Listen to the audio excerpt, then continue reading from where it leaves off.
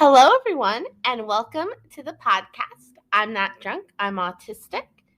I am Nera Birch, and today, being it Autism Acceptance Day, I think that sentence made sense. Um, I wanted to talk about Autism Acceptance Day. So I'm sure many of you know that, it used to be called Autism Awareness Day, which awareness, I guess people know we exist now. Good job. I don't know. Awareness is definitely not what we wanted to use, I think. And then it's now acceptance, Autism Acceptance Day. And that to me still isn't enough. Acceptance to me seems like the bare minimum. Like, if someone came up to me and they were like, you know what, I accept you, I would be like, fuck you. Like, what? I don't know. I feel like expected I'm going to have trouble saying this word over and over again. It's like one of those things where you keep saying a word over and over and it sounds weird. Acceptance just is like the least you can do for us. That's not accommodating us. It's not making us feel equal. It's not letting us be proud of our autism. That's actually what I vote we should call it, is Autistic Pride Day or Autism Pride Day. Like, I personally don't need society to accept me. I need society to work with me. I need society to make my life easier. I don't know. I truly don't think that acceptance is enough. Especially because, we kind of are in the middle of what I like to call a neurodiversity revolution. It's one of the reasons I'm so happy to be a self-advocate in the time and place I am, is because for the first time, autistic people of any disability really are truly advocating for themselves and making strides. Of course, we're nowhere near where we need to be in terms of having the neurodiversity revolution, but we are on the forefront of it. I feel like there's more and more of us are coming out and using voices, whether they be physical voices or voices through words, voices that just weren't listened to, voices that weren't, I guess, accepted. And I guess now we're accepted. Fantastic. But we need to keep pushing. We need to keep striving. My autism was not something I was always proud of. I was diagnosed when I was in 6th grade, and I had gone to therapists all my life to try to figure out what was wrong, in quotation marks, with me. And I found out we were autistic. Sorry, there's a lot of voices in my head, so sometimes I go into that. I found out that I was autistic in 6th grade. So my parents weren't thrilled with it. They had always tried to keep me looking as normal as possible. I wasn't allowed to stim in public and or my home. I wasn't allowed to act autistic. My autism was something that I was kind of taught to be ashamed of, it's something I needed to hide. It's something that was wrong with me. And I'm 28 now, and I would say maybe about 2 or 3 years ago only is when I truly started to love my autism. There are a lot of sucky parts about autism, a lot of sucky parts. I go through terrible burnout episodes where I just completely it usually has to do with me feeling like I just can't do anything right. And any word I say, I have no social skills. I convince myself of that.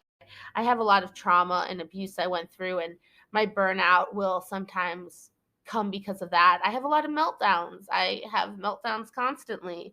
There's been times where I've given myself a concussion because I've hit my head on the floor so hard in the middle of a meltdown. Fun fact, it's hard to diagnose me with a concussion because I show signs of a concussion just normally. That's just who I am. I know, it's super cool, right? Yeah, so I've actually had doctors be like, we honestly can't tell if you're concussed because you just kind of act like you're concussed all the time. Wow, a little detour.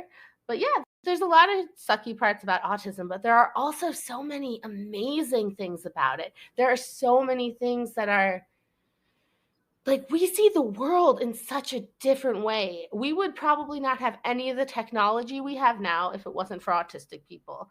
Like, we I don't know, I adore the quirks and foibles that come with my autism. Things like I mentioned stimming before, how I wasn't allowed to stim at home.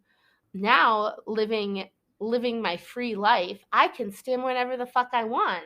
Like, I literally will gallop up and down my hallway saying the same word over and over, and whether it be in glee or whether it be in a moment of distress where I need to regulate my vessel, and not be ashamed of it and not feel like, oh, I look different. I look weird. Something's wrong with me. No, instead, I'm just like, fuck yeah, this feels good.